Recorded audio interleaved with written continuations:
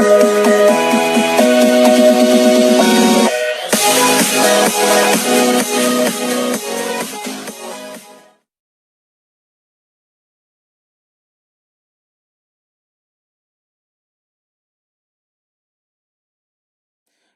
Friends, टीके study classes के YouTube channel से मैं तेजकन शर्मा सभी प्यारे मित्रों का बहुत बहुत स्वागत करता हूं। दोस्तों, आज हम बात करने वाले हैं जो गुप्त काल के अंदर कला, विज्ञान और साहित्य का जो विकास है उसकी हम चर्चा करने वाले हैं। देखिए फ्रेंड्स, आज हम इस वीडियो में जो स्थापत्य कला है, स्थापत्य कला के अंदर हम मंदिर स्थापत्य कला, मूर्ति स्थापत्य कला और चित्र कला जो है उसकी हम डिटेल से हम अध्ययन करेंगे। ठीक है, तो स्टार्ट करते हैं आज का हमारा टॉपिक, गुप्त काल में कला। ओके, देखते हैं। देखिएगा, जो गुप्त काल में जो कला के क्षेत्र में जो सर्वाधिक विकास हुआ है, यानी कि जो गुप्त काल के अंदर है, यानी कि गुप्त पीरियड में क्या है कि जो कला है इस आर्ट के क्षेत्र में काफ़ी उसका विकास होता है। ठीक है, यानी कि सर्वाधिक विकास गुप्त काल में ही होता है कला के क्षेत्र में। अतः गुप्त काल में भारतीय इतिहास को, यानी कि इसीलिए यानी गुप्त काल को भारतीय इतिहास में एक गोल्डन एज, या हम उसको यूं कह सकते हैं स्वर्ण युग या क्लासिकल युग कहा जाता है। यानी कि कला के क्षेत्र में काफी विकास होने के कारण गुप्त काल को भारतीय इतिहास का स्वर्ण युग या हम क्लासिकल युग कहा जाता है। तो सबसे पहले हम बात करते हैं गुप्त काल के अंदर जो स्थापत्य कला है, उस स्थापत्य कला की हम चर्चा करते हैं। देखिएगा, स्थापत्य कला में हम मंदिर निर्माण कला को देखेंगे और मूर्ति निर्माण की कला को हम देखेंगे। तो सबसे पहले हम मंदिर निर्माण कला को देखते हैं। देखिएगा, मंदिर स्थापत्य की हम बात करते हैं। देखिएगा दोस्तों, मंदिर स्थापत्य की अगर हम बात करें तो भारतीय इतिहास में जो मंदिर निर्माण का जो प्रारंभ हुआ है वो गुप्त काल में हुआ है। तो आपको याद रखना है कि भारत के अंदर जो मंदिरों का जो निर्माण हुआ है, यानी कि मंदिरों का निर्माण सर्वप्रथम गुप्त काल में ही हुआ है। ठीक है, यद्यपि कलात्मक दृष्टि से अगर हम देखें कि जो कलात्मक दृष्टि से जो गुप्त काल में जो मंदिर अधिक विकसित नहीं थे, यानी कि गुप्त काल के अंदर मंदिरों का निर्माण हुआ है, लेकिन जो कलात्मक दृष्टि से जो गुप्त काल के अंदर जो मंदिर हैं उनका अभाव हुआ, यानी कि कलात्मक मंदिरों का निर्माण नहीं हुआ है गुप्त काल के अंदर। ठीक है, लेकिन हम यूं कह सकते हैं कि गुप्त काल के अंदर सर्वप्रथम मंदिरों का निर्माण कहाँ हुआ है, गुप्त पीरियड में ही हुआ है। ठीक है, विकास की दिशा में बढ़ाया गया प्रथम कदम अपने आप में ये महत्वपूर्ण होता है। यानी कि जो विकास की दिशा में, यानी कि जो स्थापत्य कला की दशा में जो बढ़ाया गया जो ये कदम था, प्रथम कदम था, कौन सा, गुप्त काल था। ठीक है, तो दोस्तों हम बात करते हैं, सबसे पहले हम बात करते हैं कि जो गुप्त काल के अंदर जो मंदिर है उन मंदिरों की प्रमुख विशेषताओं की हम चर्चा करते हैं। ठीक है दोस्तों, यहाँ से क्वेश्चन आता है, आप किसी भी एग्जाम में देख लीजिएगा, चाहे आप आईएएस देख लीजिए, RAS first grade, second grade और थर्ड ग्रेड, यहाँ तक कि यहाँ के क्वेश्चन आते हैं। और यहाँ हम बात कर सकते हैं कि फर्स्ट ईयर, सेकेंड ईयर और थर्ड ईयर, या हम एमए प्रीवियस और एमए फाइनल की हम चर्चा करें, जिनके पास अगर हिस्ट्री है तो वहाँ अगर ये टॉपिक है तो बहुत ही अच्छा इसको हम देख सकते हैं और उसको हम अच्छी तरह से पढ़ सकते हैं। ठीक है, काफ़ी लाभदायक हो सकता है आपके लिए। ठीक है, तो हम देखते हैं गुप्त काल के मंदिरों की प्रमुख विशेषताओं की हम चर्चा करते हैं। ठीक है, देखिएगा मैंने यहाँ पे डायग्राम बनाया है, तो उसको इसके अकॉर्डिंग हम इसको पढ़ते चलते हैं। ठीक है, सबसे पहली जो विशेषता है, यानी कि जो गुप्त काल के अंदर जो मंदिरों का जो निर्माण हुआ है वो कैसे हुआ है, यानी कि ऊंचे वर्गाकार चबूतरों पर उनका निर्माण हुआ है। देखिएगा ये मैंने बनाया है, ये वर्गाकार चबूतरा है, ऊंचा चबूतरा है और इसके ऊपर ये ऐसा मंदिर बनाया गया है। ठीक है, तो पहली विशेषता क्या होगी दोस्तों कि जो मंदिरों का जो निर्माण है एक ऊंचे वर्गाकार चबूतरे पर निर्माण हुआ है मंदिरों का। दूसरी अगर देखिए दोस्तों, जो गर्भगृह में प्रतिमा स्थापित की जाती है। देखिएगा, गर्भगृह क्या होता है, देखिएगा जहाँ पर मूर्ति स्थापित की जाती है उसको हम गर्भगृह कहते हैं। देखिएगा, ये तो मैंने मंदिर की बात बताई, अब देखिए इस मंदिर के अंदर की हम बात करते हैं। देखिएगा आपको दिख रहा है ये देखिएगा, ये आपको दिख रहा है, ये देखिएगा, ये दो ये तो क्या है, ये मूर्ति स्थापित है और इसके चारों तो ये जगह दिखाई दे रही है, तो उसको हम कहते हैं गर्भगृह कहते हैं। तो गुप्त काल के अंदर जो प्रतिमा है यानी कि जो गर्भगृह में स्थापित होती थी, ठीक है। आप भी अगर किसी मंदिर में, अगर गुप्त कालीन जो मंदिर में आप जाते हो, जैसे मंदिर में एंटर करते हो तो सामने आपको एक जगह दिखाई देगी और जगह के अंदर बीच में एक मूर्ति स्थापित और उसके चारों तरफ जगह दिखाई देती, उसको हम कहते हैं गर्भगृह। तो कहने का मतलब ये हुआ कि गर्भगृह में ही गुप्त काल के मंदिरों में क्या होता था, मूर्ति या हम यूं कह सकते प्रतिमा स्थापित की जाती थी।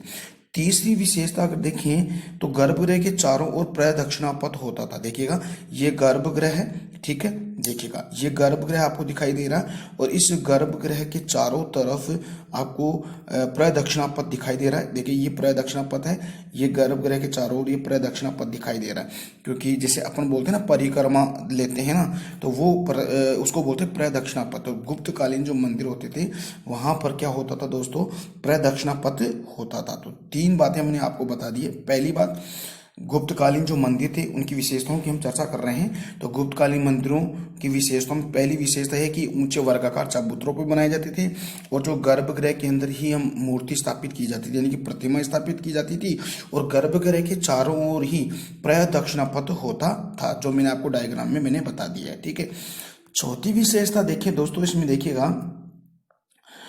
चौथी विशेषता देखिए गर्भगृह की बाह्य दीवार बिल्कुल सादा थी। जैसे ये गर्भगृह है, इस गर्भगृह की जो दीवार है वो कैसी, बिल्कुल सादा होती थी, ठीक है। यानी कि ये गर्भगृह है और इस गर्भगृह के चारों की जो दीवार है ये बिल्कुल सादा होती थी, ठीक है। इसमें किसी तरह के कलात्मक जो चित्र वगैरह है वो उकेरे नहीं गए थे, ठीक है। तो ये जो बाह्य जो गर्भगृह की जो दीवार थी बिल्कुल सादा होती थी, ठीक है। गर्भगृह के द्वार यानी कि जो गर्भगृह के जो द्वार स्तंभ थे ना, यानी कि गर्भगृह के जो द्वार स्तंभ थे, उन द्वार स्तंभों पर एक तो गंगा, यमुना आदि की मूर्तियां अलंकृत रूप से दिखाई देती, यहाँ पर लगी होती थी, यानी ठीक है उकेरी गई थी। जैसे इसके अलावा गंगा यमुना के अलावा यहाँ पर क्या है, हंस है, मिथुन है, स्वस्तिक है, मंगल कक्ष है ना, और पद्म है, शंख है आदि अनेक प्रकार की जो चित्र या कलात्मक चित्र उकेरे गए हैं, ठीक है। तो देखिएगा प्रदक्षिणा पथ के सामने आपको देखिएगा ये जो क्या है गर्भगृह है, इसके चारों तरफ क्या है, ये यहाँ पर कलात्मक दृष्टि से गंगा यमुना के चित्र उकेरे गए हैं, ठीक है दोस्तों। तो ये तो आपको बात समझ में आई, ठीक है। अब देखते हैं आगे गर्भगृह के बाहर, यानी कि जैसे आप गर्भगृह के बाहर आओगे तो आपको मंडप या सभा भवन का अभाव है, यानी कि गर्भगृह के अंदर ही मंडप और सभा भवन का अभाव है, या यूं हम कह सकते हैं कि छोटे आकार के जो बैठने के काम में नहीं आते थे। मंडप और सभा भवन तो होते थे लेकिन उसमें बैठने के लिए जगह कम थी, ठीक है। तो ये गुप्तकालीन जो मंदिर होते थे उनकी विशेषताएं हैं दोस्तों, ठीक है। इसके अलावा देखिए जो प्रारंभिक जो गुप्त काल के अंदर जो मंदिर बने हैं उन मंदिरों की छतें बिल्कुल समतल होती थी, ठीक है। प्रारंभिक गुप्त, फिर बाद में तो शिखरनुमा मंदिर बने हैं, लेकिन जो प्रारंभिक जो मंदिर थे वो क्या होते थे, यानी कि उनकी जो छतें होती बिल्कुल सपाट यानी कि समतल होती थी। इसका एक उदाहरण है, आपको पता है दोस्तों, जो देवगढ़ के दशावतार मंदिर में 12 मीटर ऊंचा एक शिखरनुमा मंदिर था। तो मैंने आपको बताया था कि जो गुप्तकालीन जो प्रारंभिक जो मंदिर होते थे वो शिखरनुमा नहीं होते थे, यानी कि उनकी जो छतें होती थी वो सपाट होती, लेकिन बाद में शिखरनुमा मंदिर बना जाए, जिसका सबसे बड़ा एग्जाम्पल है जो देवगढ़ का दशावतार मंदिर है। ये 12 मीटर ऊंचा है और एक शिखरनुमा मंदिर है, जिसे शिखर परंपरा का ये प्रथम उदाहरण माना, यानी कि जिसे शिखर युक्त मंदिर यानी कि पहला मंदिर है ये गुप्तकालीन, ठीक है। मंदिरों का निर्माण पाषाण का प्रयोग हुआ, यानी कि मंदिरों के अंदर जो निर्माण पाषाण यानी कि पत्थरों का प्रयोग हुआ है, ठीक है। कुछ कुछ मंदिर है जो ईंटों के भी बने हैं, ठीक है। तो मंदिरों का निर्माण कैसे हुआ है, पत्थरों का प्रयोग हुआ है निर्माण के अंदर। साथ ही अगर देखिए दोस्तों मंदिर स्तंभ युक्त है, यानी कि जो मंदिर होते हैं उसमें स्तंभ होते थे और उनके शीर्ष पर चार सिंह शीर्ष बनाए गए, यानी उनके ऊपर 4 सिंह यानी 4 सिंह होते थे। तो कहने का मतलब है कि जो मंदिर होते थे वो स्तंभ युक्त होते थे, ठीक है। इसके अलावा देखिएगा दोस्तों जो गुप्तकालीन जो मंदिर है इसमें जैसे सीढ़ियाँ भी होती थी, देखिएगा ये सीढ़ियाँ होती थी, ठीक है। और प्रदक्षिणा पथ होता था, मंडप होता था, सभा भवन होता था, गर्भगृह होता था, और गर्भगृह में ही मूर्ति स्थापित होती थी, और ऊंचे वर्गाकार चबूतरे पर स्थापित होते थे, शिखरनुमा होते थे। प्रारंभिक जो मंदिर होते थे वो बिल्कुल छतें उनकी समतल होती थी, लेकिन फिर बाद में जो मंदिर शिखरनुमा मंदिर होते थे जिसका सबसे बड़ा सबसे जीता जागता उदाहरण आपको दिखाई देता है देवगढ़ का दशावतार मंदिर है, ठीक है। और ये 12 मीटर ऊंचा मंदिर है, ठीक है। और इन मंदिरों के अंदर पाषाण यानी कि पत्थरों का प्रयोग है, और ये मंदिरों पर स्तंभ युक्त है, ये मंदिर स्तंभ युक्त जिसके ऊपर 4 सिंह शीर्ष लगे हुए हैं, ठीक है। और इनकी जो दीवारें हैं बिल्कुल सादा है। और जो गर्भगृह होता था, गर्भगृह के अंदर गंगा यमुना की मूर्तियां स्थापित होती थी, हंस, मिथुन, स्वस्तिक, मंगल कक्षा और शंख और पद्म आदि की मूर्तियां स्थापित होती थी, ठीक है। तो दोस्तों ये तो हमने बात कर ली है जो गुप्तकालीन जो मंदिरों की विशेषता। तो डियर फ्रेंड्स आपको बहुत अच्छा लगा है ये जो गुप्तकालीन मंदिरों की विशेषताएं। तो आप ऐसे इसके नोट्स बनाइएगा, ठीक है। तो आगे हम बात करते हैं, अब आगे हम चर्चा करेंगे जो गुप्तकालीन जो प्रमुख मंदिर। देखिएगा ये तो हमने मंदिरों की बात, विशेषताओं की बात करी। अब देखिए कौन कौन से मंदिर हैं उनकी हम चर्चा करेंगे, और यहाँ से क्वेश्चन बनता है, बहुत इंपॉर्टेंट क्वेश्चन बनता है, ठीक है। तो मेरे साथ आप बने रहिए, और टीके स्टडी क्लासेस चैनल को लगातार शेयर सब्सक्राइब भी कीजिएगा, ठीक है। और सब्सक्राइब करने पश्चात दोस्तों जो बेल आइकन आता है उस बेल आइकन को प्रेस कीजिएगा, ताकि यहाँ से जो भी नया वीडियो अपलोड करूँ जिसका नोटिफिकेशन आपके पास तुरंत आ जाए, ठीक है। तो आगे हम बात करते हैं गुप्तकालीन प्रमुख मंदिरों की, हम चर्चा करते हैं। तो गुप्तकालीन मंदिरों में सबसे मोस्ट एंड इम्पोर्टेंट और एग्जाम के पॉइंट ऑफ व्यू से सबसे इंपॉर्टेंट जो मंदिर है देवगढ़ का दशावतार मंदिर है। देखिए इसकी विशेषताओं की बात अपन करते हैं। सबसे पहले बात करते हैं कि देवगढ़ का दशावतार मंदिर है कहाँ। देखिएगा झांसी कहाँ है, उत्तर प्रदेश में, ठीक है। रानी झांसी लक्ष्मीबाई है, उसको आप याद रखिएगा, वैसे आपको याद हो जाएगा। और उस जो झांसी के अंदर है उसका पुराना नाम है ललितपुर, ठीक है। तो ललितपुर में ये देवगढ़ का दशावतार मंदिर। अरे है मंदिर कहाँ, किसका, कि किस भगवान को समर्पित है, विष्णु भगवान को समर्पित मंदिर है ये। और ये 10 अवतारों का रूप लिए हुए हैं, ठीक है। और ये बेतवा नदी के किनारे पर स्थित है, ठीक है। साथ ही अगर देखें तो दोस्तों ये किस शैली में बना हुआ है, पंचायतन शैली में ये बना हुआ है, ठीक है। पंचायत शैली में क्या है, ये ऐसे मंदिर जिनके अगर आप अंदर गर्भगृह में जाओगे यानी कि सभा भवन में जाओगे तो उसके 5 कोने आपको दिखाई देंगे, इसीलिए इसको पंचायतन शैली कहा गया है। इसके साथ ही देखिए दोस्तों गुप्तकालीन मंदिरों में सबसे सर्वोत्तम मंदिर, सबसे अच्छा, सबसे भव्य सुंदर मंदिर ये, ठीक है। और अगर देखिए भारतीय मंदिर स्थापत्य में शिखर युक्त मंदिर का प्रथम उदाहरण मैंने आपको पहले भी बता दिया। तो शिखर युक्त मंदिर का गुप्तकालीन जो प्रथम उदाहरण कौन सा है, तो आपको बताना है देवगढ़ का विष्णु मंदिर, या हम यूं कह सकते हैं देवगढ़ का दशावतार मंदिर। देखिएगा इसकी और विशेषताओं की बात करते हैं। इस शिखर यानी कि इसके जो शिखर है वो तिहरे, यानी इसके ऊपर 3 शिखर ऐसे दिखाई देते, इसलिए ये तिहरे शिखर है। देखिए ये तिहरे शिखर है, और ऊपर ये खरबूजिया आमलक है, और ये बहुमंजिला है। खरबूजिया आमलक जानते हो दोस्तों क्या होता है, जैसे कोई मंदिर है, ठीक है, और मंदिर को देखते हो ना ऐसे, इसके ऊपर ऐसे आपको दिखाई देता है, फिर इसके ऊपर एक ध्वजा भी होती है, और फिर उसके अंदर आपको खरबूजिया आमलक जैसे ऐसे आपको दिखाई देता होगा। जब आप देखते हो तो ये आमलक आपको ऐसे दिखाई देता है, यानी कि ऐसी आकृति, यानी कि आमलक यानी कि जो खरबूजा होता है उसकी जो एक उसको काटने पर जो इसकी आमलक दिखाई देता है वैसा इसका दिखाई देता है, ठीक है। तो ये होता है आमलक, ठीक है। तो इसको क्या कहते हैं, आमलक कहते हैं। और ये बहुमंजिला है, कौन सा, देवगढ़ का दशावतार मंदिर। तो दोस्तों आई होप आपको ये चीजें समझ में आ रही है, ठीक है। तो इसको हम बोलते हैं खरबूजिया आमलक, ठीक है। तो आपको ये चीज समझ में आए। देखिएगा पहला जो मंदिर देवगढ़ का दशावतार मंदिर। दूसरा मंदिर देखिए दोस्तों, यहाँ पर आपको सिर्फ याद करना है, नाम याद करने हैं, ठीक है। तो दूसरा मंदिर है भूमरा का शिव मंदिर है, ये सतना मध्य प्रदेश में स्थित है, ठीक है। तीसरा मंदिर है नचना कुठारा का पार्वती मंदिर, बहुत इंपॉर्टेंट है, ध्यान दीजिएगा। नचना कुठारा का पार्वती मंदिर है, ये पन्ना कहाँ है, मध्य प्रदेश में। तिगवा का विष्णु मंदिर, ये भी मध्य प्रदेश में है। और भीतरी गांव का ईंटों से निर्मित मंदिर। अब यहाँ से क्वेश्चन बनता है कि ईंटों से युक्त मंदिर कौन सा है। इनमें से मैंने कहा कि सभी किससे बने हैं, पाषाण यानी कि पत्थर से बने हुए थे, लेकिन भीतरी गांव का जो मंदिर है वो ईंटों से निर्मित। ये कहाँ है, कानपुर में है। और यह कानपुर कहाँ है, उत्तर प्रदेश में। इसकी खास बात अगर देखिए दोस्तों, तो देखिए इस ईंटों से बना शिखर युक्त मंदिर जो डाट पत्र मेहराब का उदाहरण है। डाट पत्र मेहराब का उदाहरण ये है, कौन सा? भीतरी गांव का ईंटों से निर्मित मंदिर, ठीक है। डाट पत्र जानते हो क्या हो? यानी कि ऐसे पत्थरों की कलाकृति जो एक पत्थर पर ऐसे कलात्मक यानी कि डाट होती जो ईंटों को रोकने में काम आती। जैसे कोई ये मंदिर है, ऐसे मान लीजिएगा ये मंदिर है, इसके जैसे ये गर्भगृह है, ठीक है। और इस गर्भगृह में यानी कि इसको ये जैसे ये कोना आ गया तो इस यहाँ पर डाट पत्र का प्रयोग होता था, यानी कि डाट ईंटों का प्रयोग होता था। जो कोने होते हैं इनमें डाट होता था, ठीक है। तो इसको बोलते हैं डाट, ठीक है। तो इसको बोलते हैं डाट पत्थर का मेहराब होता था, ठीक है। तो इसका प्रयोग होता था। तो डाट पत्थर का मेहराब का उदाहरण कौन सा है? भीतरी गांव का ईंटों से निर्मित मंदिर है जो कानपुर उत्तर प्रदेश में, ठीक है।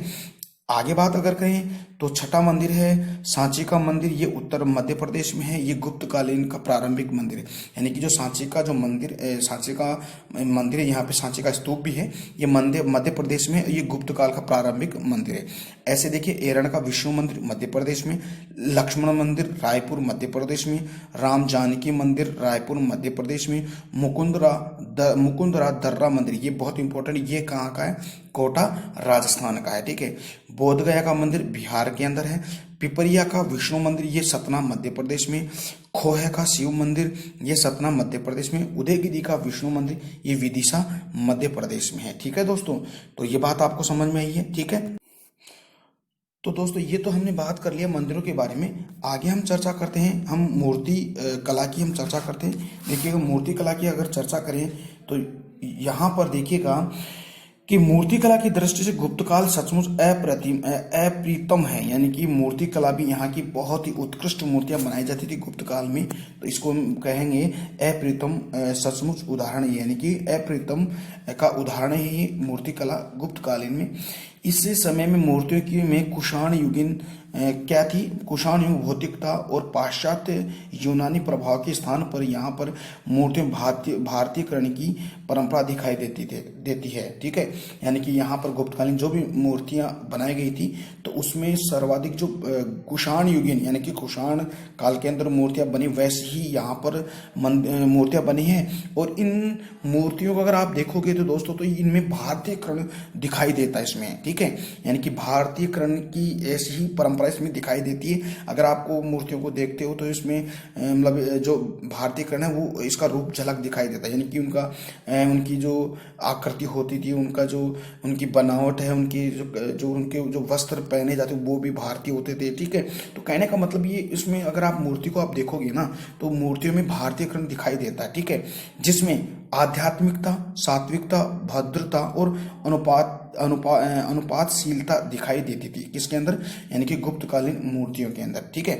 ऐसे अगर देखें दोस्तों, इसी प्रकार मूर्तियों में कुषाण युगीन सादे प्रभामंडल के स्थान पर अलंकृत प्रभामंडल बनाए जाते थे, ठीक है।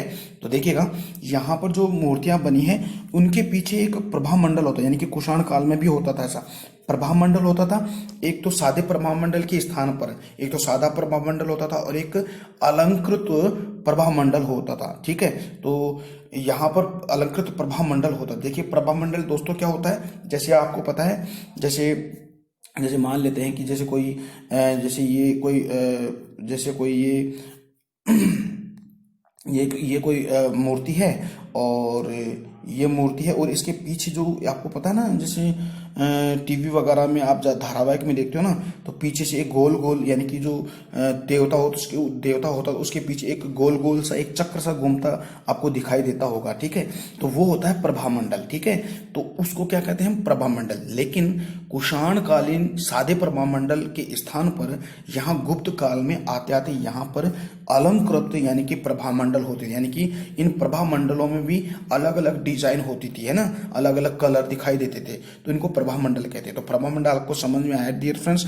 देखिएगा एक फिर से देखिएगा, अपने जो जीवन से जोड़कर उसको देखते हैं कि जैसे कोई मंदिर है, जैसे कोई धारावाहिक देखते हो ना, उसमें जैसे कोई कोई मतलब भगवान आता है ना, ईश्वर आता है, ठीक है। कोई भी जैसे रामायण में आप जैसे देखते हो, कोई भी जैसे श्री कृष्ण भगवान ही देख लीजिए आप, जब वो आते हैं ना तो उसके पीछे गोल गोल सा एक चक्र सा घूमता हुआ आपको दिखाई देता है ना, उसको हम क्या बोलते हैं, प्रभामंडल। तो कुषाण काल में तो क्या था कि ये प्रभामंडल सादे होते थे, लेकिन गुप्त काल तक आते आते ये प्रभामंडल भी कैसे अलंकृत होते दिखाई देते हैं, ठीक है। आगे देखिए दोस्तों, गुप्त काल में मानव आकार में मूर्तियां बनने लगी, यानी कि गुप्त काल जैसे आते थे मानव का रूप में ये मूर्तियां बनने लगी, जिसका सबसे मोस्ट एंड इम्पोर्टेंट है जो उदाहरण है, सर्वप्रथम मानव रूप में जो मूर्ति बनी है जो महात्मा बुद्ध की बनी है ना। क्या किसकी बनी है? महात्मा बुद्ध की बनी है मानव रूप में। तो अगर आपसे पूछे कि सबसे पहले मानव रूप में जो मूर्ति बनी वो किसकी बनी है? महात्मा बुद्ध की मूर्ति बनी है, ठीक है। इसके साथ ही और देखें तो इन मूर्तियों का जो निर्माण है, एक तो गांधार शैली में और एक मथुरा शैली में सर्वाधिक विकास हुआ है। यानी कि गुप्त काल में जो भी मूर्तियां बनी है वो शैली, यानी कि 3 शैली अपन पढ़ेंगे आगे चलकर, एक गांधार, एक मथुरा, एक जो अमरावती शैली के बारे में हम पढ़ेंगे। तो कहने का मतलब है कि इन 2 शैलियों में सर्वाधिक मूर्तियां बनी है, ठीक है। कहाँ? गुप्त काल में। एक विशेष बात देख लेते हैं, देखिएगा, मूर्ति निर्माण की इन दोनों गांधार शैली और मथुरा शैलियों का विकास कुषाण काल में हुआ है। इनका यानी कि गांधार शैली का और मथुरा शैली का विकास कहाँ, किस काल में हुआ है? कुषाण काल में हुआ है, और इस गुप्त काल के अंदर इसका ज्यादा विकास हो चुका था। तो देखते हैं हम पहले जो गुप्त काल में मूर्तियों के 3 प्रमुख केंद्र थे, उन 3 प्रमुख केंद्रों की हम चर्चा कर लेते, बहुत इंपॉर्टेंट है, इसको भी आप याद रखिएगा, ठीक है। तो देखते हैं, सबसे पहले हम बात करते हैं जो सबसे पहले उत्तर पश्चिमी भारत, यानी कि जैसे मान लेते हैं ये इंडिया है, ये उत्तर है और ये पश्चिमी है, और इस क्षेत्र में जो बनने वाली जो मूर्ति है वो किस शैली की है? गांधार शैली की है। तो इसको उत्तरी पश्चिमी भारत में कौन सी मूर्तियां बनी थी? गांधार शैली। और मध्य भारत में कौन सी? आपकी मथुरा शैली, और दक्षिण के अंदर अमरावती शैली, ठीक है। तो ये 3 शैलियों के बारे में चर्चा आप कर सकते हो, ठीक है। देखते हैं आगे। तो उत्तर पश्चिम भारत में कौन सी शैली पनपी, किस शैली का विकास हुआ? गांधार शैली का। अब देखते हैं यहाँ पे, यह शैली यूनानी और रोम कला से प्रभावित थी। अब आपको पता है कि ये जो शैली है ना, यूनानी या रोम कला से प्रभावित थी, इनका प्रारंभ 2वीं शताब्दी में हुआ। तो क्योंकि आपने कभी देखा होगा, आपने सुना, किताबों में पढ़ा होगा कि सर्वाधिक जो भी भारत पर आक्रमण हुए हैं तो कौन सी दिशा से हुए हैं? ये उत्तर और पश्चिमी दिशा से हुई हैं। तो यहाँ से अगर आक्रमण होंगे तो यहाँ पर क्या होगा? यहाँ आपकी संस्कृति में बदलाव आएगा, ठीक है। तो कहने का मतलब है यहाँ की जो मूर्तियां बनी है वो किस शैली में? गांधार शैली में। और इस शैली में कौन कौन सी कला का प्रभाव पड़ा? यूनानी, यूं कह सकते, रोमन कला का इसमें प्रभाव पड़ा। तो इस मूर्तियों को देखोगे ना तो इसमें भारतीयकरण भी दिखाई देता है और यूनानी और रोमन कला का भी रूप दिखाई देता है। तो ये एक मिक्सअप शैली थी, ध्यान दीजिएगा, ठीक है। और इसका निर्माण 2वीं शताब्दी ईसा पूर्व में माना जाता है, ठीक है। देखते हैं, किंतु इसका जो डेवलप हुआ है, उनका विकास कुषाण काल में प्रथम शताब्दी में हुआ है। इस शैली का? गांधार शैली का। इस शैली में देखिएगा क्या क्या, यानी कि इस शैली में शारीरिक विशेषताओं को, यानी कि जो शारीरिक विशेषताओं को यथार्थ रूप में दर्शाया गया, यानी कि इसको यथार्थ रूप में दर्शाया गया। ध्यान दीजिएगा, यथार्थ रूप का मतलब ये हो गया कि यथार्थ यानी कि आपको दिखाई दे, ऐसा रूप दिखाई, मतलब ऐसा रूप बना, ऐसे रूप में मूर्तियां बनाई जाती थी, यानी कि शारीरिक रूप इसमें ज्यादा झलकने लगा, ठीक है। ये बातें आपको याद रखना है। तो ध्यान दीजिएगा, गांधार शैली में जो शारीरिक विशेषताओं को यथार्थ रूप में दर्शाया गया है, इस शैली में भारतीय विषयों को यूनानी ढंग से दर्शाया गया है, और भारतीय जो विषय थे ना, सब्जेक्ट है ना, उनको भी यूनानी ढंग में दर्शाया गया है, ठीक है। और इसी शैली के अंदर जो मूर्तियां बनी हैं उनमें गहरे नीले और काले पत्थर का प्रयोग हुआ है।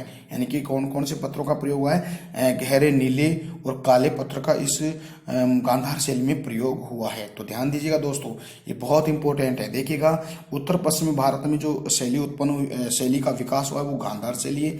इस शैली पर यूनानी, रोमन, आदि कलाओं का प्रभाव पड़ा इसमें। इसका विकास दूसरी शताब्दी में है और इसका विकास सर्वाधिक कुषाण काल में प्रथम शताब्दी में हुआ है। और यहाँ की जो भी मूर्तियां बनी वो शारीरिक विशेषताओं को यथार्थ रूप में उसको दिखाया गया है और इस शैली में भारतीय विषयों की यूनानी ढंग से दर्शाया गया है, ठीक है। और काले और नीले पत्थर का बहुत ज्यादा इसमें अंदर प्रयोग किया है दोस्तों। तो आई होप दोस्तों ये बातें आपको समझ में आई। इसकी और विशेषता अगर देखें, इस शैली में सर्वाधिक जो मूर्तियां बनी है वो महात्मा बुद्ध की बनी है। तो ध्यान दीजिएगा, सर्वाधिक मूर्तियां किसकी बनी है? महात्मा बुद्ध की बनी है। तो आगे और इसके बारे में चर्चा करेंगे अपन, ठीक है। तो सर्वाधिक किसकी मूर्ति बनी? महात्मा बुद्ध की। महात्मा बुद्ध की सबसे विशाल मूर्ति भी इसी गांधार शैली में बनी है।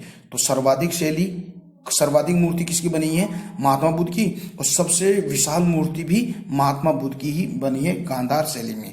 तो ये तो हमने बात कर ली उत्तर पश्चिम भारत में जो गांधार शैली है उसकी बात। अब देखिए हम मथुरा शैली की बात करते हैं। तो ये प्रॉपर हमारी भारतीय शैली है क्योंकि इसका जो विकास है वो भारत के मध्य भाग में इसका विकास हुआ है। तो इसकी हम चर्चा करते हैं। देखिएगा ओके। देखिए यह शुद्ध भारतीय मूर्ति शैली है, यानी कि मैंने कहा इस पर किसी बाहरी शैली का प्रभाव नहीं पड़ा है। जैसे आपने अभी इससे पहले अपने पढ़ा गांधार शैली, इस गांधार शैली पे यूनानी और रोमन शैली का यानी रोमन कला का प्रभाव पड़ा है। लेकिन इसमें यानी मथुरा शैली में, मथुरा के अंदर या मथुरा शैली में सिर्फ ये भारतीय शैली, इस पर किसी दूसरी शैली का प्रभाव नहीं पड़ा है, ठीक है। इसमें देखिए आदर्शवाद और एक आध्यात्मिकता पर बल दिया गया है। अगर आप इस मूर्ति को अगर आप देखोगे ना तो आपको कैसा एक आदर्शवाद आपको इसमें झलक, इसकी आदर्शवाद की झलक दिखाई देती है और आध्यात्मिकता की भी इसमें झलक दिखाई देती है, ठीक है। तो ये तो बात हो गई मथुरा शैली की। आगे देखें तो देखिए यहाँ लाल बलुआ पत्थर का प्रयोग हुआ है, यानी कि इन जो मथुरा शैली की जो मूर्तियां बनी है इसमें लाल बलुआ पत्थर का प्रयोग किया है। और अगर हम गांधार शैली की हम चर्चा करें तो गांधार शैली के अंदर आपको पता है नीला, गहरे नीले और काले पत्थर का प्रयोग हुआ है, लेकिन लाल बलुआ पत्थर का प्रयोग मथुरा शैली में हुआ है। महात्मा बुद्ध की मूर्ति सर्वप्रथम इसी शैली में बनी थी, यानी कि महात्मा बुद्ध की जो मूर्ति बनी थी ना वो सर्वप्रथम यानी कि मथुरा शैली में ही बनी थी, ठीक है। तो मैंने बताया इस शैली में सर्वाधिक मूर्तियां यानी कि महात्मा बुद्ध की सर्वाधिक मूर्तियां किस शैली में बनी है? इसमें गांधार शैली में। सबसे विशाल मूर्ति महात्मा बुद्ध की किस शैली बनी है? गांधार शैली में। अगर देखें महात्मा बुद्ध की सर्वप्रथम मूर्ति किस शैली में बनी है तो आपको बताना है मथुरा शैली में, ठीक है। और इस शैली में भारतीयकरण दिखाई देता है, यानी कि इसमें क्या दिखाई देता है? भारतीयकरण। अगर इसको आप देखोगे इस मूर्ति को तो इसमें आप एक तो यथार्थवाद इसके अंदर झलकता है, एक आध्यात्मिकता की भावना झलकती है और साथ ही इसमें भारतीयकरण भी झलक दिखाई दे, यानी कि सिर्फ इसमें अगर आप देखोगे तो ये भारतीय जैसी ही मूर्ति दिखाई देती है, ठीक है। तो ये तो हो गई मथुरा शैली की। आगे हम बात करते हैं जो आंध्र प्रदेश में जो शैली पनपी है, विकास हुआ, वो उसको हम बोलते हैं अमरावती शैली, ओके। तो इस अमरावती शैली की हम चर्चा करें तो इस शैली के अंदर देखिए क्या है, ये दक्षिण भारत में कृष्णा और गोदावरी की घाटी में विकसित हुई है, यानी कि दक्षिण भारत के अंदर जो कृष्णा है और गोदावरी के अंदर ये इसका विकास हुआ है, जो घाटी है उनका, किसमें? कृष्णा और गोदावरी की घाटी में। इस शैली में उजले संगमरमर का प्रयोग हुआ। देखिए ये बहुत इंपॉर्टेंट है कि गांधार शैली के अंदर तो आपने गहरे नीले और काले पत्थर का प्रयोग हुआ, मथुरा शैली में लाल बलुआ पत्थर का प्रयोग हुआ है, और जो अमरावती या हम आंध्र प्रदेश में जो शैली पनपी है अमरावती शैली, इसमें उजले संगमरमर का प्रयोग हुआ। और इस शैली का किस शैली का? सातवाहन शैली को सातवाहन शासकों ने संरक्षण दिया है, यानी कि सातवाहन शासकों ने इनका इस शैली को संरक्षित दिया, इसका विकास किया, आगे बढ़ाया। ये सातवाहन वंश के शासकों के द्वारा ही पनपी है, ठीक है। तो ये तीन शैलियां होंगी दोस्तों। कैसी आपकी ये शैलियां आपको कैसे लगा, आपको पढ़ाने का तरीका? उम्मीद करता हूं कि आपको अच्छा लगा है, ठीक है। देखते हैं आगे हम बात करने वाले हैं अब गुप्तकालीन प्रमुख मूर्तियां, उनकी हम चर्चा कर लेते हैं। कौन कौन सी मूर्तियां हैं इसकी हम चर्चा करते हैं। देखिएगा दोस्तों, सबसे पहले हम देखते हैं सारनाथ से प्राप्त पाषाण बुद्ध मूर्ति। देखिएगा, जो सारनाथ है, सारनाथ के अंदर जो पाषाण यानी कि पत्थर से बनी एक बुद्ध की मूर्ति है, जो कैसी है इसकी विशेषता देखें तो इसमें बुद्ध जो पद्मासन यानी कि जो पद्मासन में विराजमान है, जो महात्मा बुद्ध है, ये मूर्ति कैसी है, यानी पद्मासन में विराजमान है महात्मा बुद्ध, और अलंकृत जो प्रभामंडल है, घुंघराले बाल और लंबे कान इसके, इस मूर्ति के, यानी कि प्रभामंडल भी है पीछे महात्मा बुद्ध के, जो अलंकृत अनेक कलर में अनेक डिजाइन बना हुआ प्रभामंडल है, और घुंघराले महात्मा बुद्ध के बाल हैं और लंबे कान है। तो ये सारनाथ से प्राप्त जो पाषाण की मूर्ति है महात्मा बुद्ध की। तो पहले अब देखिए दूसरी मूर्ति है सुल्तानगंज की ताम्र बुद्ध मूर्ति, यानी कि सुल्तानगंज है बिहार के अंदर, यहाँ पर तांबे की मूर्ति बनी हुई है, मिली है, जो आज वर्तमान में आपको पता है लंदन की जो कनिंघम संग्रहालय वहां पर स्थित है। ठीक है, तो कभी आपको मौका मिले लंदन जाने का तो वहां पर कनिंघम संग्रहालय में जाके इस ताम्र बुद्ध मूर्ति को आप देखिएगा। ठीक है, मथुरा से प्राप्त पाषाण बुद्ध मूर्ति और मथुरा से एक पत्थर की मूर्ति महात्मा बुद्ध की मिली है, वो किस अवस्था में, यानी कि जो भगवान महात्मा बुद्ध थे वो खड़ी अवस्था में है। तो ये मूर्ति कैसी है, खड़ी अवस्था में मिली है। ठीक है, ऐसे ही देखें तो मथुरा से प्राप्त महावीर और विष्णु वराह की मूर्ति मिली है, कौशाम्बी से प्राप्त सूर्य प्रतिमा मिली है, और रूपवास में से प्राप्त कृष्ण और बलराम की मूर्तियां मिली है। ठीक है दोस्तों, तो आगे देखते हैं। तो दोस्तों देखिए आगे देखते हैं, अगली जो मूर्ति है ये है उदयगिरी की प्राप्त वराह, यानी उदयगिरी के अंदर एक वराह की मूर्ति मिली है, यानी कि मध्य प्रदेश में उदयगिरी। ठीक है, इसकी हम विशेषताओं की चर्चा करते हैं। देखिएगा, शिव की मूर्तियां जो है वो शिव की मूर्तियां लिंग, मानव रूप और मानव रूप है, लिंग मुखी रूप है, अर्ध नारीश्वर के रूप में दिखाई देती है।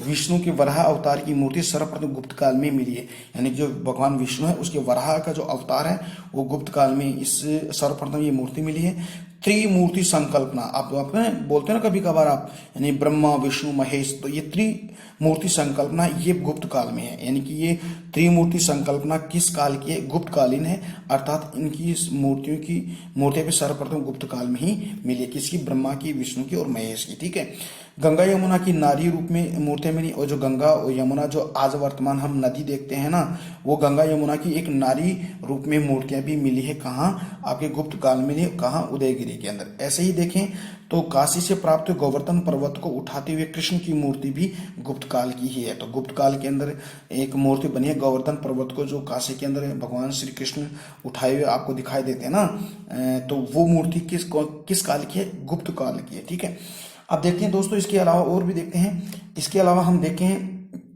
तो मृण मूर्ति कला, ये देखिए मृण मूर्ति क्या होती है, मृण क्या होता है, यानी कि मिट्टी की जो मूर्ति है वो भी बनी है गुप्त काल के अंदर, और वो निर्धनों की कला है, यानी कि जो गरीब लोग थे वो गरीब लोग मिट्टी की मूर्ति बनाते थे, तो उसको हम बोलते हैं मृण मूर्ति कला कहते हैं। तो इनकी विशेषताओं की चर्चा अगर करें तो मृण मूर्ति थी वो सुडोल चिकनाई युक्त मूर्तियां होती है, यानी कि सुडोल यानी कि बड़े आकार में और मजबूत होती थी, और ये चिकनाई युक्त होती थी ये मूर्तियां, है ना, चिकनी मिट्टी से बनाई जाती, इसलिए चिकनाई युक्त ये मूर्तियां होती थी।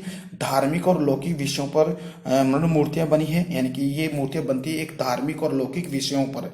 ठीक है, जो धार्मिक जो होता था ना, जो वैसे और लौकिक विषयों पर बनती थी। ठीक है, और जैसे राजघाट है, पहाड़पुर है, मथुरा, कौशाम्बी और श्रावस्ती से ये मूर्तियां प्राप्त हुई है, और गुप्तकालीन समय की प्रचलित सच्ची कला की आत्मा या यूं कैसे टेराकोटा की आकृतियों में पाई जाती है। तो टेराकोटा जानते हो दोस्तों क्या होता है, जैसे कोई मिट्टी की मूर्ति है फिर उसको हम अग्नि में पका लेते हैं तो उसको टेराकोटा कहते हैं। तो टेराकोटा की मूर्तियां भी गुप्त काल में मिली है, जिसको हम मृण मूर्ति कला कहते हैं।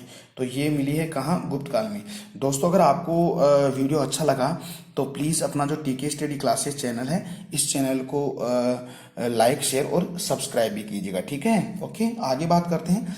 ये तो हमने बात करी मूर्ति का। अब देखिए दोस्तों चित्रकला की हम बात कर रहे हैं। देखिएगा चित्रकला बहुत इंपॉर्टेंट है, यहाँ से भी क्वेश्चन पुटअप होते हैं तो इनको ध्यान में रखिएगा। ठीक है, देखिएगा चित्रकला की हम चर्चा करें तो गुप्तकालीन चित्रकला में अलंकरण, चित्रण और वर्णन विषयों के चित्र बने हैं, यानी कि जो भी चित्र बने हैं गुप्त काल में तो वो कैसे बने, अलंकरण बने हैं, चित्रण बने हैं और वर्णन विषयों से युक्त ये चित्र बने हैं। इन चित्रों में एक तो देखिएगा फ्रेस्को बुनो, इसको फ्रेस्को लिखिएगा, फ्रेस्को बुनो और टेम्पेरोरो विधि का प्रयोग है। जो भी चित्र बने हैं वो दो विधियों से बनाते थे, यानी कि फ्रेस्को बुनो और टेम्पेरो। ठीक है, देखिए फ्रेस्को बुनो तो होता था गीले प्रस्तर, यानी कि जो गीले प्रस्तर होता था ना, दीवार पे गीली दीवार पर चित्र उकेरे जाते थे। और ये फ्रेस्को सेको, इसे टेम्पेरो को सेको भी बोलते हैं। फ्रेस्को सेको या हम यूं कह सकते हैं टेम्पेरो, है ना। तो ये सूखे प्लास्टर पर बनते, यानी कि जो जैसे प्लास्टर होता था, फिर उसको प्लास्टर सूख जाता था, फिर उसके ऊपर जो चित्र बनाया जाए उसको बोलते हैं फ्रेस्को सेको या टेम्पेरो बोलते हैं। ठीक है, तो आई होप डियर फ्रेंड्स आपको बातें समझ में आ रही है। ठीक है, तो देखिएगा फ्रेस्को बुनो क्या होता था, गीले प्रस्तर पर चित्र बनाना। टेम्पेरो या यूं कैसे फ्रेस्को सेको क्या किसको कहेंगे, यानी कि सूखे प्लास्टर पर चित्र उकेरे जाते थे यानी बनाए जाते थे। तो ये दो विधियां होती थी चित्र बनाने की। इस समय चित्रकला के दो महत्वपूर्ण केंद्र थे, यानी किस काल में, गुप्त काल में। एक तो आपको पता है अजंता महाराष्ट्र, यानी कि जो अजंता या यूं कह सकते हैं औरंगाबाद यानी महाराष्ट्र में, एक बाग ग्वालियर या यूं विंध्याचल पर्वतमाला, ये कहाँ है आपका मध्य प्रदेश में। तो ये बहुत इंपॉर्टेंट चित्रकला के केंद्र थे। ठीक है, तो अब हम यहाँ से देखें अजंता की बात हम पहले करते हैं, बहुत ही इंपॉर्टेंट है। देखिए अजंता की जो चित्रकला है, अजंता की चित्रकला में क्या क्या बातें हैं तो उसको देख लेते हैं। देखिएगा सबसे पहले देखिए अजंता महाराष्ट्र के औरंगाबाद जिले में स्थित है। ये कहाँ स्थित है, यानी कि महाराष्ट्र के औरंगाबाद जिले में स्थित है अजंता।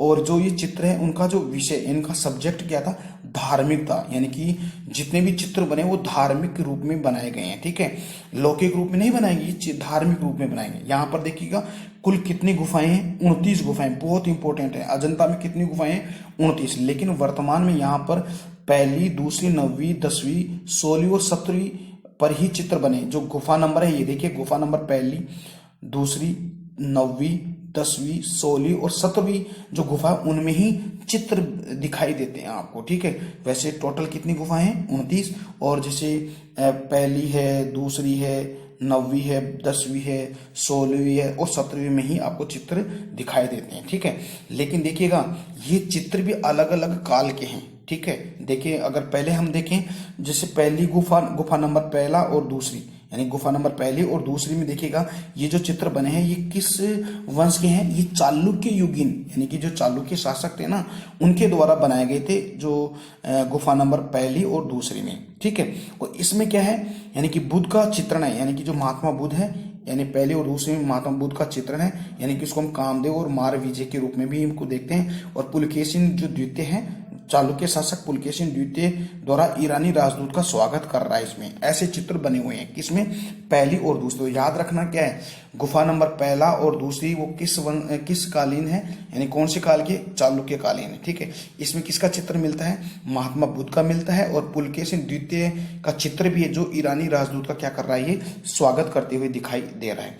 ऐसे ही देखिए गुप्त काल की 9वीं और 10वीं, जो 9वीं गुफा और 10वीं गुफा के चित्र हैं वो सातवाहन युगीन है, यानी कि सातवाहन काल की जो शासक उनके द्वारा ये बनाए गई चित्र थे ये 9वीं और 10वीं गुफा के अंदर।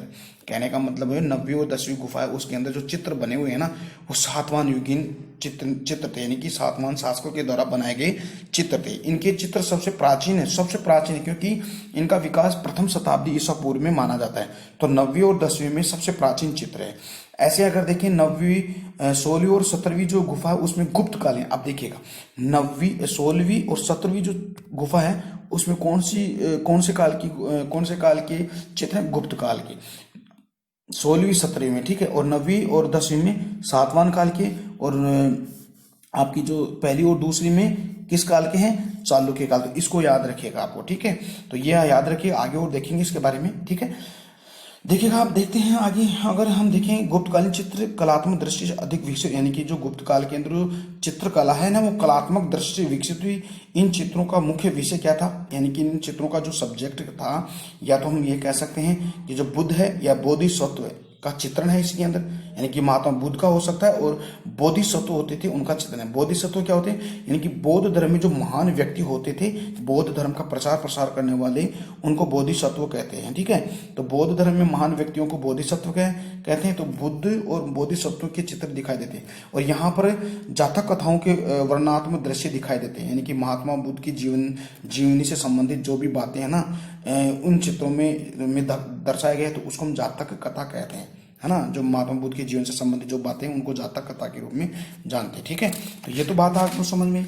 अब देखिए इसके अलावा और क्या क्या मूर्तियां बनी हुई है, यहाँ पर चित्र बने हैं, छतें आदि पर प्राकृतिक दृश्य। अगर आप गुफा में जाओगे तो वहां पर जो छत होती है ना, वो प्राकृतिक दृश्य आपको दिखाई देगा। ठीक है, तो वैसी छतें हैं, यानी पेड़ पौधों की आकृति वगैरह ये सब बनी हुई है। इसके स्थान पर यानी अलग और देखिएगा रिक्त स्थान, जहां जहां पर आपको गैप दिखाई दे रहा है, स्थान दिखाई दे रहा है, रिक्त स्थान दिखाई दे रहा है, तो वहां पर जैसे अप्सरा है, यक्ष यक्षिणी है, गंधर्व आदि का चित्रण दिखाई देता है। ठीक है, चित्र में मुख्यतः लाल रंग का प्रयोग, यानी कि यहाँ पर जितने भी चित्र बने हैं, यहाँ पर कलर कौन सा था, लाल रंग से चित्र बने हुए हैं। ठीक है, ये गुप्तकालीन बातें बता रहा हूँ दोस्तों मैं, जो आपको किसी अजंता की गुफा के अंदर जो चित्र हैं उनकी बात बता रहा हूँ। ठीक है, इसी के अलग अलग शेड बनाए गए, जैसे कैसे शेड बने हैं, जैसे पीला शेड बना है, नीला शेड बना है, काला सफेद आदि शेड ऐसे अलग अलग बनाए हुए हैं। जो नीला जो शेड है वो भारतीय चित्र शैली में सर्वप्रथम गुप्त काल में मिला है। ठीक है, इन चित्रों के माध्यम से मानव जीवन के विभिन्न भावों को अभिव्यक्त किया गया, यानी कि जो मानव जीवन है उनके विभिन्न प्रकार के जो भाव होते हैं, है ना, विचार होते हैं, उन भाव और विचारों को अभिव्यक्त किया गया इन चित्रों के माध्यम से। तो दोस्तों ये आपको समझ में आ रहा है। ठीक, अजंता की बात हमने कर ली। अब देखिए अजंता में कौन कौन से चित्र हैं। एक गुफा है अजंता की, इसमें किन किन के चित्र बने हुए, देखिए बहुत इंपॉर्टेंट है। देखिएगा पहला चित्र है मरणासन राजकुमारी का चित्र। देखिए आपने काफी पढ़ा होगा, मरणासन राजकुमारी है ये, जो महात्मा बुद्ध है, महात्मा बुद्ध की जो सौतेला भाई है नंद, उस नंद की पत्नी है सुंदरी, तो उस सुंदरी का चित्र है जिसको मरणासन राजकुमारी का चित्र कहा गया है। ठीक है, यानी कि नंद को छोड़ जाने के बाद में जो सुंदरी है बहुत ही उन्हीं नंद की याद में बहुत ही कमजोर कसगाय हो गई थी। ठीक है, दुबली पतली हो गई थी, यानी कि मरने के कगार पे थी, इसलिए इसका चित्र बना है, इसको कहा गया मरणासन राजकुमारी का चित्र। गुफा नंबर 16 में है। ठीक है, पहली बात। दूसरा चित्र है बुद्ध की प्रतिमा इसमें बनी हुई है, यानी बुद्ध की प्रतिमा है। महानिष्क्रमण का दृश्य दिखाई देता, जैसे जो महात्मा बुद्ध है जब अपना घर छोड़ देते हैं तो उसका भी चित्र दिखाई देता है इसके अंदर, महानिष्क्रमण का दृश्य। ठीक है, गृह त्याग के बाद पहली बार बुद्ध का राहुल और यशोधरा से मिलना, यानी कि जब गृह त्याग देते हैं और गृह त्यागने के बाद में जब दोबारा से जो महात्मा बुद्ध है अपने पुत्र और अपनी पत्नी से मिलने आते हैं राहुल यशोधरा से, तो उसका भी चित्र दिखाई देता है। और इसके अंदर सुजाता द्वारा खीर खिलाने का चित्र भी गुफा नंबर 16 में है, यानी कि जब महात्मा बुद्ध तपस्या करते हैं तो वो 5 जो साधु होते हैं, 5 जो भिक्षु होते हैं उनके साथ तपस्या करते हैं, तो सुजाता नामक एक औरत है, लड़की है, उसने अपने हाथों से किसको खीर खिला देती है, महात्मा बुद्ध को, और उनकी तपस्या भंग हो जाती है। तो ये चित्र भी इस गुफा नंबर 16 में ही है। ठीक है, महामाया का स्वप्न में दर्शन, और महात्मा बुद्ध को जो महामाया है उसको सपने में वो दिखाई देती है, उसका भी दृश्य दिखाई देता है। तुक्षिता देखिए, तुक्षिता यानी कि तुक्षिता किसको कहा है, स्वर्ग में महात्मा बुद्ध का स्वागत करने के लिए इंद्र का उड़ान, यानी कि उन इंद्र की उड़ान की थी किसने, महात्मा बुद्ध ने, और इंद्र का उड़ान करके उनका स्वागत किया था। ठीक है, और पद्म पाणे अकलेश्वर की चित्र भी इसमें दिखाई देते हैं। ठीक है दोस्तों, एक विशेष बात देखते हैं दोस्तों, यानी कि जो अजंता की गुफाओं की जो खोज है, ये खोज 1824 में जनरल सर जेम्स अलेक्जेंडर के द्वारा इसकी खोज की गई। तो बहुत इंपॉर्टेंट है, कब हुई, 1824 में, किसके द्वारा, जनरल सर जेम्स अलेक्जेंडर के द्वारा इसकी अजंता की गुफाओं की खोज की थी। ठीक है, अब देखिए गुफा नंबर जो 17 है उसमें उसको चित्रकला कहा गया है। ठीक है, 17 को, इसमें बुद्ध के जीवन से संबंधित तथा जातक कथाओं का चित्र बने हैं, यानी कि इस गुफा नंबर 17, मैंने बताया गुफा नंबर 16 और 17 गुप्तकालीन है। ठीक है, तो इसमें जो 17 नंबर की जो गुफा है ये महात्मा बुद्ध के जीवन से संबंधित है और यहाँ पर जातक कथाओं का चित्रण है, यानी कि मतलब जातक कथा क्या होती है, यानी कि जो महात्मा बुद्ध के जीवन से संबंधित जो बातें उनको जातक कथा कहते हैं। तो ऐसे चित्र उसमें उकेरे गए हैं, ठीक है। तो ये तो हमने बात कर ली है दोस्तों, चित्रों की बात कर ली है। आगे अगर दोस्तों बात करें तो आगे देखते हैं, आगे हम देखते हैं बाघ की चित्रकला की बात अपन करते हैं, ठीक है। तो अजंता की हमने बात की, बाघ की चित्रकला की हम बात करते हैं। अब देखिएगा, सबसे पहले देखते हैं कि बाघ है कहाँ। बाघ है ग्वालियर। ग्वालियर कहाँ है? विंध्याचल पर्वतमाला है, वहां पर मध्य प्रदेश में ये बाघ की गुफाएं हैं। अजंता के बाद, यानी कि जो अजंता आपको मिली है, यानी कि अजंता के बाद का चित्रण है जो गुप्त सामंतों द्वारा बनाए गए, ठीक है। जो अजंता के बाद का चित्रण बना है और ये गुप्त जो सामंत थे उनके द्वारा बनाए गए हैं, जहाँ अजंता का चित्रकला के में मुख्य धार्मिक विषयों से निर्मित है।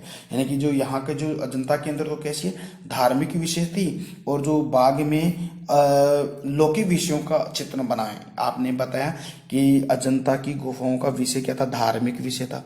अगर बाघ की गुफाओं का विषय अगर देखें तो लौकिक विषय से संबंधित ये चित्र बनेंगे। एक बार फिर से देखिएगा, जहां अजंता की चित्रकला में मुख्यतः धार्मिक विषयों के चित्र बने हैं, वहीं बाघ की चित्रकला के अंदर मुख्य रूप से लौकिक विषयों का चित्र दिखाई देता है। लौकिक विषय क्या होते हैं? जैसे वेशभूषा है, श्रृंगार है, केश विन्यास है, नृत्य है, संगीत है, ये लौकिक विषय। तो ऐसे चित्र बाघ की गुफा में आपको दिखाई देंगे, ठीक है।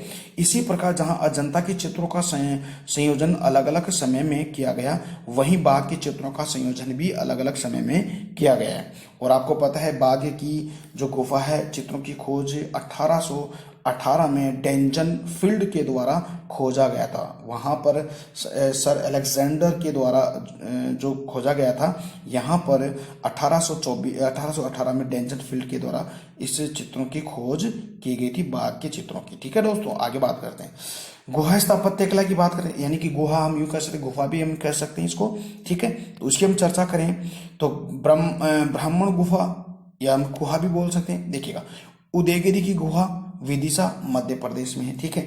इसकी बात अगर करें, यहाँ गुहा भागवत और शिव धर्म से संबंधित गुफा है तथा इसे जोड़कर बनाया गया, अतः इसे मिथ्या गुफा भी कहते हैं, क्योंकि इसको जोड़कर बनाया गया था ना, इसलिए इसको मिथ्या गुफा भी कहते हैं।